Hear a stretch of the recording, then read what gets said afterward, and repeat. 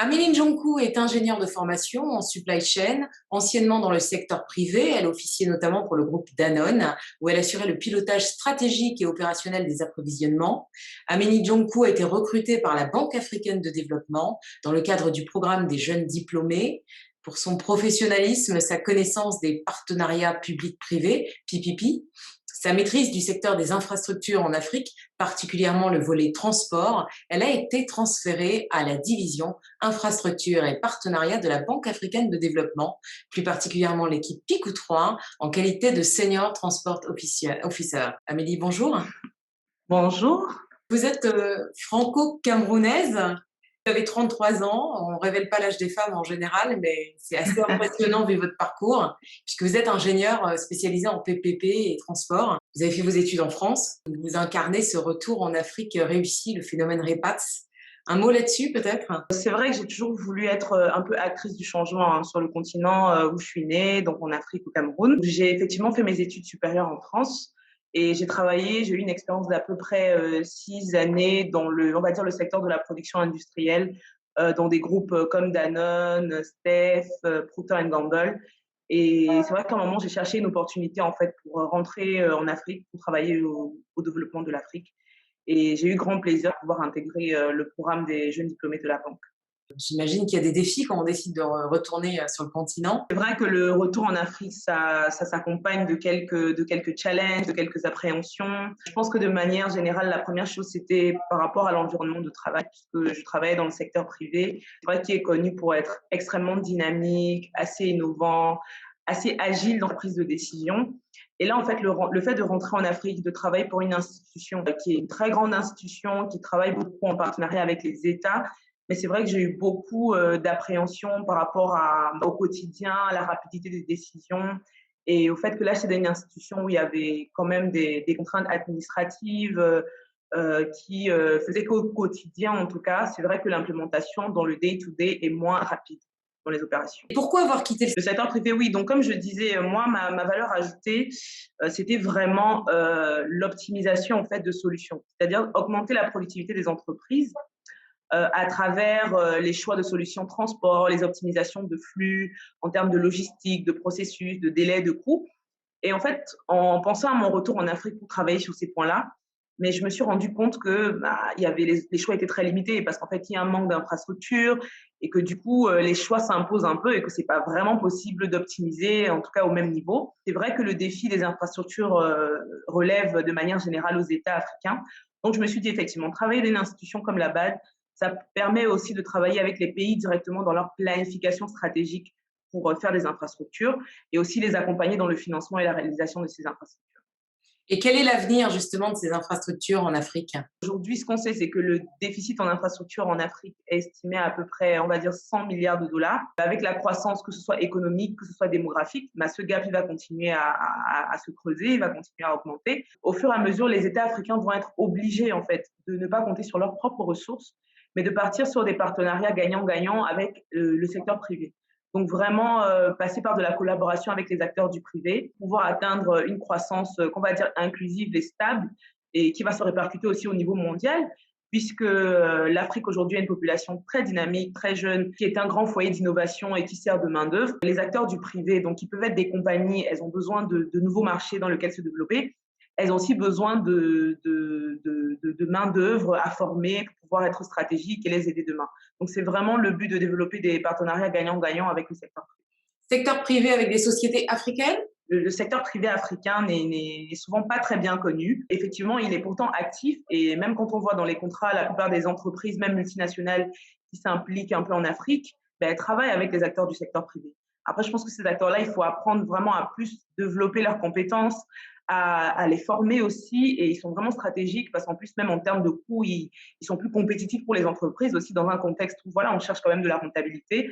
Et de toute façon, pour atteindre cette croissance inclusive, il faut vraiment impliquer les acteurs locaux. Comment procédez-vous au NEPAD IPPF pour financer les infrastructures transport ou autres en Afrique? Le fonds n'est pas d'IPPF, donc il travaille sur plusieurs secteurs. Donc évidemment, on a le transport.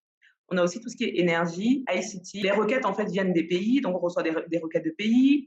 On reçoit aussi des requêtes de communautés, on va dire, économiques, régionales, des institutions, de corridors, etc. Donc, la première chose, c'est que ces institutions nous approchent pour différents types d'activités. Donc, ça peut être pour des études de faisabilité, préfaisabilité, structuration de projets ou, par exemple, renforcement des capacités, ou aussi le soutien à ce qu'on appelle un environnement favorable aux PPP. Travailler peut-être sur des politiques, travailler avec les gouvernements pour permettre de créer des environnements favorables. On évalue ces requêtes donc, par rapport à leur éligibilité.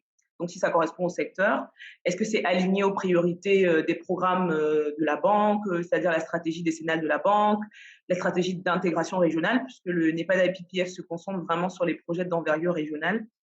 Et ensuite, on a aussi les critères techniques qui sont examinés.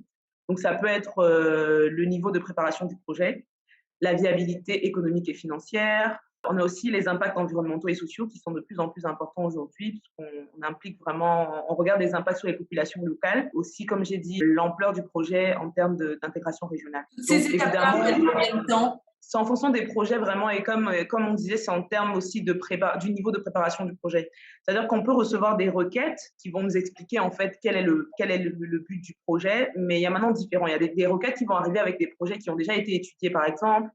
Donc là, ça peut prendre un peu moins de temps, peut-être quelques mois, on va dire, parce que après ce processus-là, il faut aussi qu'on regroupe, nous, tous les projets qu'on décide de financer, qu'on fasse aussi une allocation par rapport aux ressources, par rapport aux priorités des projets. Également, on travaille sur toute l'Afrique, donc il y a aussi un équilibre par rapport aux régions. Donc ça peut prendre quelques mois, on va dire 3 mois, par exemple, pour des projets un peu plus près. Après, ça peut prendre un peu plus de temps s'il y a des projets où, une fois qu'on a validé en fait le principe de financer le projet, il faut maintenant qu'on aille avoir un peu plus d'informations, qu'on puisse faire vraiment des documents élaborés pour comprendre les détails du projet et par exemple aussi même les montants à financer, souvent un peu on va dire les ajustements. Est-ce qu'il y a un projet en particulier, un projet porteur et dont tu souhaites nous parler? Il y a un projet sur lequel je travaille en ce moment qui lui est déjà à l'étude. Donc c'est c'est un projet entre le Cameroun et la Guinée équatoriale. Donc le but c'est en fait de faire des études pour un pont sur un fleuve qui s'appelle le Ntem, donc qui permet de relier le Cameroun et la Guinée équatoriale. Et c'est vraiment un axe clé sur l'axe entre le Cameroun, donc Ribi, Campo, Bata. Et ça permet vraiment une intégration de la région Afrique centrale, qui pour le coup est la région un peu la moins intégrée d'Afrique. Donc on essaie vraiment d'avoir des projets d'envergure. Et donc effectivement, ce projet-là est en stade d'étude. Et donc le but après, quand les études sont prêtes, c'est de pouvoir approcher des acteurs pour voir comment financer et faire réaliser. Et quelles sont tes idées pour booster le maillage des territoires en Afrique? Oui, c'est vrai qu'on essaie d'innover, hein, parce que vraiment dans la division dans laquelle on travaille, sur les partenariats, on est vraiment au cœur de tous les problèmes en fait, qui existent concernant les infrastructures. On a un déficit en financement qui en plus ne va pas s'arranger avec la pandémie et la crise économique actuelle. Donc les aides vont baisser, les aides au développement. On a un problème de qualité à l'entrée des projets, c'est-à-dire que pour financer des projets, nous, notre but aussi, c'est d'avoir des projets un peu mieux structurés. Et on a un besoin en renforcement des capacités des États. Parce qu'aujourd'hui, comme j'ai dit, on essaie plus de travailler sur des notions de partenariat public-privé. Mais pour ça, il faut que les acteurs publics ils soient formés à ce genre de projet. Parce que structurer un projet qu'on travaille avec le secteur privé, ça ne se fait pas de la même manière quand c'est l'État qui exécute le projet.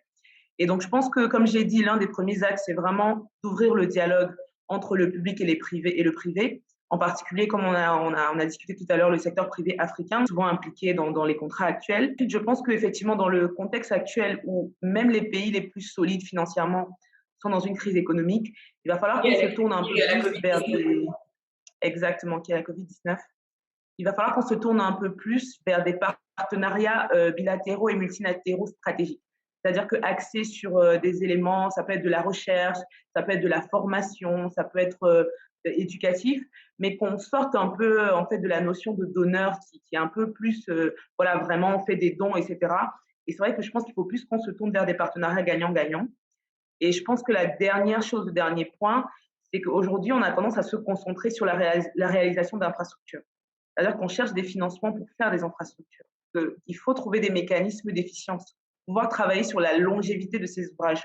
On sait par exemple aujourd'hui en Afrique, les routes qu'on construit, elles durent 2 fois moins de temps, voire 3 fois moins de temps que les routes qui sont faites dans d'autres régions, peut-être en Europe ou en Asie, etc. Donc je pense qu'il y a aussi une question de recherche et développement à avoir spécifiquement sur le continent pour comprendre, voilà, par rapport à peut-être la géographie, peut-être le climat, quels sont vraiment faire de la veille technologique pour s'informer sur les méthodes les plus efficaces pour construire en Afrique ou faire des infrastructures. Et je pense que ça va permettre aussi d'éviter d'avoir à rénover rapidement les infrastructures et donc aussi aider sur ce point-là. Et pour le coup, c'est vrai qu'en Afrique, il y a beaucoup, comme je disais, de jeunes qui sont innovants. Il y a beaucoup d'innovations, il y a beaucoup de gens qui créent des choses, qui utilisent des matériaux recyclables pour travailler sur des routes, faire des choses aujourd'hui. Et je pense qu'il faut vraiment qu'on investisse dans la recherche et qu'on puisse vraiment faire des laboratoires pour tester ces solutions-là et avoir des solutions innovantes et plus efficaces. Et le mot de la fin? Bah, le mot de la fin, je dirais que voilà, je suis vraiment contente de travailler sur ces questions-là. Et je suis aussi contente de voir que bah, je ne suis pas la seule. Il y a beaucoup de jeunes aujourd'hui, effectivement, qui ont fait le pas africain d'origine de rentrer sur le continent. Il y a vraiment beaucoup plus, comme on disait, le phénomène de repat. Et c'est vrai que c'est intéressant de voir que le marché africain est très dynamique, qu'il y a beaucoup d'opportunités. Et c'est vrai que quand je suis rentrée, il y avait des habitudes du continent, les traditions qui font que des fois l'âge, peut-être l'ancienneté et la hiérarchie font que ça peut être un peu difficile de se dire, voilà, on est jeune, peut-être qu'on est une femme aussi. Mais je pense que vraiment tout le monde devrait être encouragé à, voilà, en tout cas les jeunes à rentrer parce qu'il y a beaucoup de choses à faire sur le